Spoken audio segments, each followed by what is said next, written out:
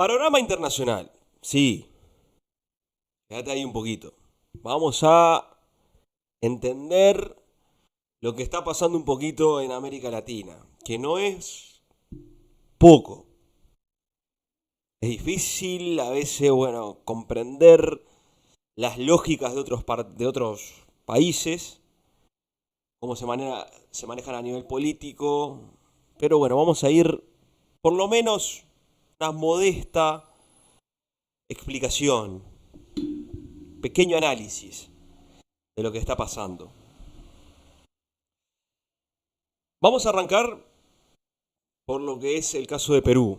Bueno, ¿qué pasa en Perú? ¿Por qué se dice que en 10 años hubo 9 presidentes? ¿Cómo se llega a eso? Bueno, creo que todos más o menos sabemos lo último de Perú, que fue, bueno, la salida de Pedro Castillo, el presidente electo por los peruanos en la última elección, que eh, dejó el cargo y de esa manera Dina Boluarte fue la encargada de llevar a las riendas de Perú.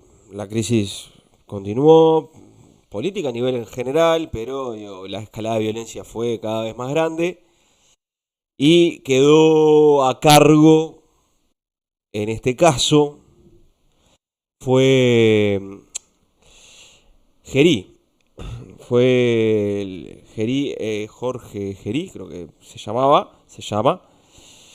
Y que bueno, y que después de 4 meses, el Congreso destituyó a José Gerí, ahora sí, del cargo, debido a empresarios chinos con presunta corrupción en una empresa de madera, si mal no recuerdo. Y eso llevó a que sea destituido y que José María Balcazar, nuevo presidente interino, octavo en la década, sea el que lleve la transición hasta las elecciones de abril. Pero claro, esto es tan fácil de que esto suceda, de que esto pueda continuar. Bueno, diría que no. En este caso, José María Balcázar es un legislador por el partido de izquierda, Perú Libre, pero un partido que ha estado sumamente desmembrado, destruido políticamente, y que bueno, y que al parecer va a ser el que lleve la transición a lo que es las elecciones que se van a dar el 12 de abril de 2026. Seguramente con una segunda vuelta porque los candidatos tienen una muy pobre aceptación. Perú es, bueno, uno de los países más inestables a nivel de América Latina y que tiene, bueno, estas elecciones, pero que hay que entender un poco antes de lo que es el caso de lo que es un posible presidente y un presidente como la palabra así lo llama y lo que nosotros entendemos. Bueno, antes hay que entender lo que es el Congreso. Y acá hay que tener por lo menos puntos relevantes. ¿Por qué? Porque Perú tiene lo que se llama una vacancia por incapacidad moral, que el Congreso puede destituir al presidente con 87 votos. Entonces, estamos hablando de, y acá entramos en un poco el juego que, bueno, que la ciencia política apasiona analizar, estudiar. Si yo voy y digo, bueno, ¿y Perú qué es? O sea, ¿es un gobierno como es un presidencialismo? Eh, ¿qué tipo de presidencialismo es? Bueno, indudablemente hay Y esto hablo de todo el tiempo, al citar lo que es la ciencia política, obviamente la literatura comparada, que tiene, bueno, muchas personas que ahí lo estudian. ¿Qué es en el caso de Perú? Bueno, en este caso, como decimos, es sí una- un presidencialismo, pero con un Congreso muy fuerte. Entonces, hay una alianza legislativa dentro del Congreso, donde eso es lo que lo hace a veces tomar este tipo de decisiones. Y que bueno, y que es una coalición legislativa que puede ser mínima o instrumental. O sea, donde ahí los recursos se van tomando a su máxima potencia o a nivel negativo. ¿Qué puede plantear esto? O sea, ¿qué se plantea en el Congreso? Bueno, primero que no hay mayoría propia. Las, las pequeñas bancadas terminan siendo lugares de mucho poder y que se forman a veces alianzas para alcanzar lo que son las diferentes mayorías. En este caso, digo, una mayoría simple en Perú son de 66 votos de 130 congresales. Entonces, ahí es donde se empieza a negociar todo eso. Pero estamos hablando de una teoría, o sea, teorías de coalición, pero que de un país donde está con una fragmentación política altísima, con una alta volatilidad también en las bancadas, con unos partidos políticos extremadamente débiles, y eso lleva a que la disciplina partidaria sea totalmente simbólica, nula, y que bueno, y que todo eso lleva a este caso de Perú, que bueno, que encontramos que hay una coalición, o sea, son coaliciones que terminan siendo totalmente dispersas y que bueno, que en términos de Manwaring, que habla de la institucionalización, bueno, en este caso, institucionalización partidaria, no la hay. Pero bueno, también hay que decir, es un régimen presidencialista que puede tener eh, algunos rasgos de ser otra cosa, como ser semiparlamentario o se empieza como a tener como rasgos también sí, de parlamentarismo.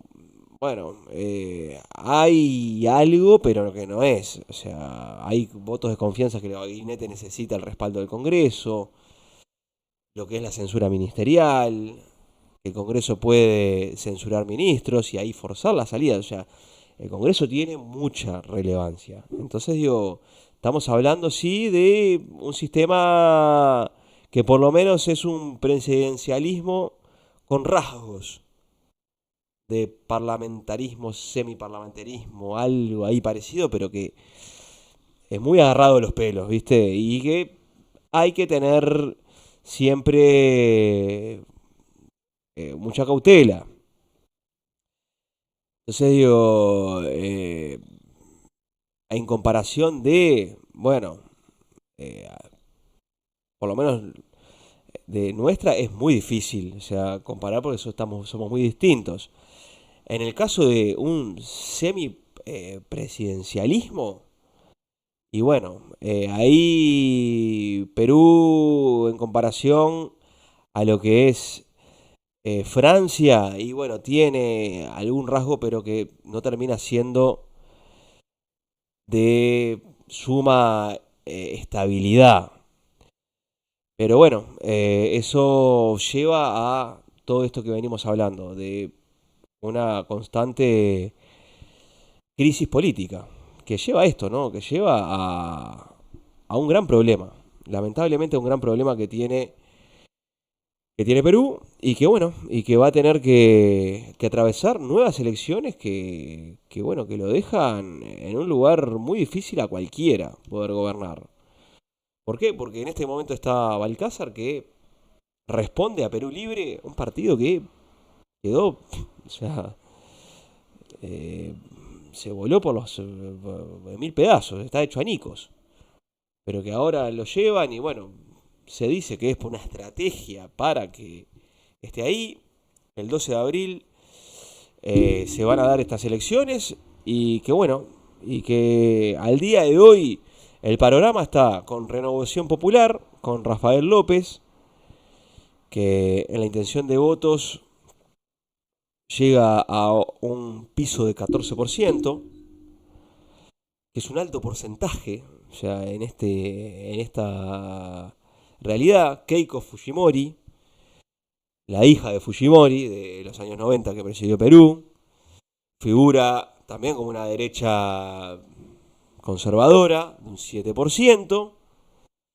Alfonso López Chau, ahora Nación, es como es economista y que, bueno,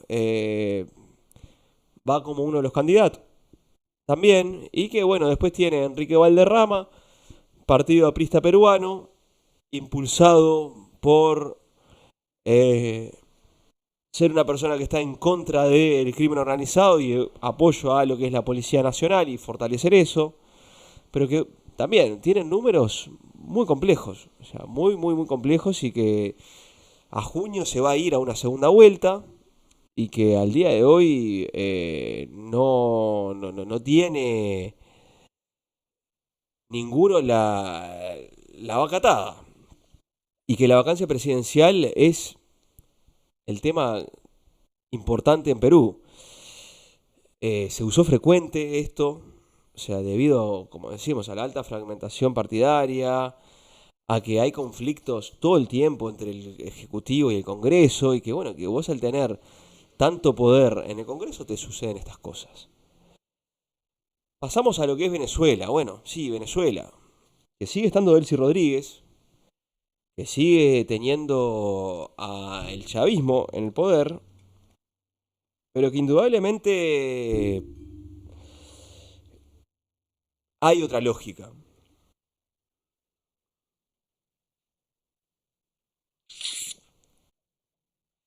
Hay otra lógica, pero que ya se sacó de foco también, de que Estados Unidos sigue trabajando, tejiendo por atrás, pero que a nivel meramente político se mantiene el chavismo. Sí, sigue un chavismo respondiendo a lo que diga Maduro. O sea, yo creo que en el caso de Delcy Rodríguez está teniendo lo que es, bueno, sobreviviendo en su cargo. El Parlamento venezolano aprobó por la unanimidad, ahora sí, la nueva ley de amnistía que está liberando de a poco a los presos. Hay 1500 presos políticos que la solicitan para ser liberados. Hoy lo que es en ese caso, lo que está sucediendo, lo están haciendo. Delcy Rodríguez, que lidera el Ejecutivo como presidenta interina, está tomando estas medidas de amnistía. Y que, bueno, hay organizaciones de derechos humanos que quieren todavía tener una reforma mucho más, que ahonde más temas. Pero, digo, está siendo vigente esta ley y que, bueno, está sacando lo que son los presos políticos. Así que bueno, tiene sí sus críticas, pero que va a buen ritmo para lo que estaba haciendo en este caso de Venezuela. Venezuela, que tanto se habla de elecciones, bueno, al día de hoy hay elecciones, hay una fecha para elecciones, bueno, no, a nivel oficial no. Se dice ser a corto plazo. Bueno, hoy no hay realmente una fecha. Sí hay representantes de la oposición, como uno de los excarcelados como Juan Pablo Guanipa, que ha exigido elecciones libres y que quiere transitar esta transición, valga la redundancia, democrática, teniendo lo que es las elecciones. Después María Corina Machado se está ahí, bueno, manejando en ese proceso, viendo a ver qué va a pasar, pero que también hay una constitución que para lo que es convocar a presidentes también termina siendo complicada de lo que es llevarlo a cabo. O sea, hay que ver de qué manera se puede llevar a cabo eso. Y en el Parlamento decir los tiempos y ver de qué forma se pueda tener cierta transparencia también. Elecciones no hay fijadas. Y quizás en el día de mañana se fija, o sea, es día a día. Sí hay presión política, sí hay organizaciones que quieren que esto sea, y que bueno, se verá de qué manera poder llevar a cabo eso. El chavismo va a intentar que no, o sea, va a intentar seguir en este caso, pero es todo muy cambiante y que va a tener indudablemente aspectos que tratar antes de tener ciertas elecciones, porque pretender elecciones es también anular a Edmundo González Urrutia. Entonces no es tan fácil tampoco para lo que es la oposición, en este caso del régimen, tener elecciones. Bueno, pasado Venezuela, vamos a Argentina. Argentina que estuvimos expectantes con lo que es el tema de la reforma laboral. Uno de los, creo que, objetivos más importantes de la gestión de Milei, que bueno, que busca con esta ley modificar lo que es la lógica de la ley laboral y que bueno, que de nuestro punto de vista, viendo y lo que fue la votación, una votación que fue, si bien ya se sabía que en diputados se iba a apoyar porque el gobierno logró ciertas ciertos apoyos, o sea, apoyos insólitos que creo que nunca había en la política de estamos mal, no queremos, o sea, el gobierno no viene bien, pero yo voy a votar la ley. A cara lavada, así, face to face, insólito. O sea, es decir, yo no estoy de acuerdo con el gobierno, pero voy a apoyar al gobierno en esta ley, diciendo que hay una crisis. Bueno, así se vivió en Argentina, pero antes de seguir, digo, ¿y esto pasa? Yo entiendo que la política y los momentos, y en este caso que hay una derechización total, suceden también por convencimiento de, en este caso, la derecha liberal que, que tiene Milei y el poder que construyó en tan poco tiempo. Y también, sin duda, de que uno de los grandes responsables también es, en este caso, la oposición, que es el peronismo. O sea, el peronismo tiene su grado de relevancia.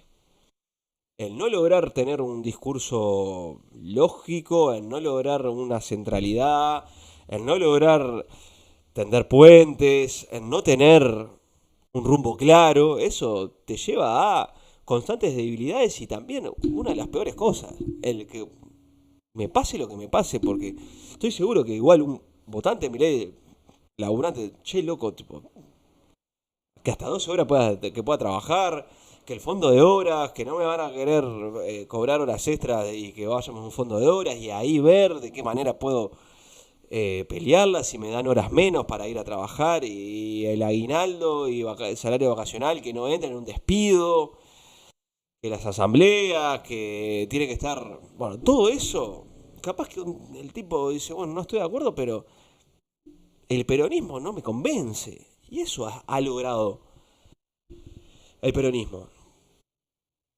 que no voy a entrar en lo que es el discurso está sepultado, no, de ninguna manera. Porque estas luchas las tuvo, y luchas mucho más importantes tuvo el peronismo, como volver de la democracia y perder una elección. Y siguió, y se mantuvo con sus aciertos y sus errores, ¿no? O sea, porque es de Menem a Cristina. Pero que sin duda tiene cosas para mejorar y mucho. Entonces, en esta ley no pudo, bueno, no pudo frenarla. También un movimiento sindical como la CGT que se tardó muchísimo en responder, ¿no? Así que bueno, pero que la reforma ya fue aprobada, o sea, la media sanción había sido ya aprobada por senadores, fue a diputados y ahora está en manos del Senado la sanción definitiva. ¿Cuándo va el Senado? Bueno, está citado el Senado para el viernes 27 de febrero a las 11 de la mañana, que va a ser una versión modificada, pero que va a ser aprobada. Se habló mucho de un artículo, el famoso artículo 44. El artículo 44 fue el punto que generó más polémica en esto, que fue aprobado por el Senado, que modificaba el régimen de licencia por enfermedad y accidentes, permitiendo que los trabajadores cobren una parte reducida del salario por debajo del 100%, mientras que estaban bajo licencia médica. Esto fue muy criticado por no solo sindicatos, sino sectores de la política. Y bueno, por esa razón el proyecto llegó a diputados y ese artículo fue eliminado. Fue una modificación respecto al texto que senadores había dado. El proyecto laboral tuvo media sanción en senados, como habíamos dicho, y aprobado en diputados. El artículo 44, que reducía el salario de la licencia por enfermedad, fue eliminado y vuelve al Senado. Si el Senado aprueba sin cambios, se va a convertir en ley. Así que bueno, va por ahí. O sea, es una reforma laboral importantísima, que cambia mucho, que le da beneficios a lo que es la parte empresarial y que bueno, y que muchos dicen que es la continuidad de reformas de Martínez de Oz, de Cavallo, que ahora continúa. Habrá que ver. Pero que indudablemente el pueblo argentino es, es vapuleado todo el tiempo y resiste. Así que bueno, va por ahí y tendrá su sanción definitiva. Una ley que por lo menos nosotros desde acá al pueblo hermano argentino le decimos que no estamos de acuerdo y que es un retroceso muy importante el que están teniendo, con derechos laborales que se habían ganado y que ahora no digo que se vuelve al esclavismo, pero que se retrocede muchísimo, muchísimo, muchísimo y que se verá de qué manera puede seguir, bueno, el pueblo peleando contra este tipo de medidas que el gobierno de Milei ha tenido. Gracias por estar ahí, pongan me gusta, suscríbanse, que cada vez somos más. Chau, chau.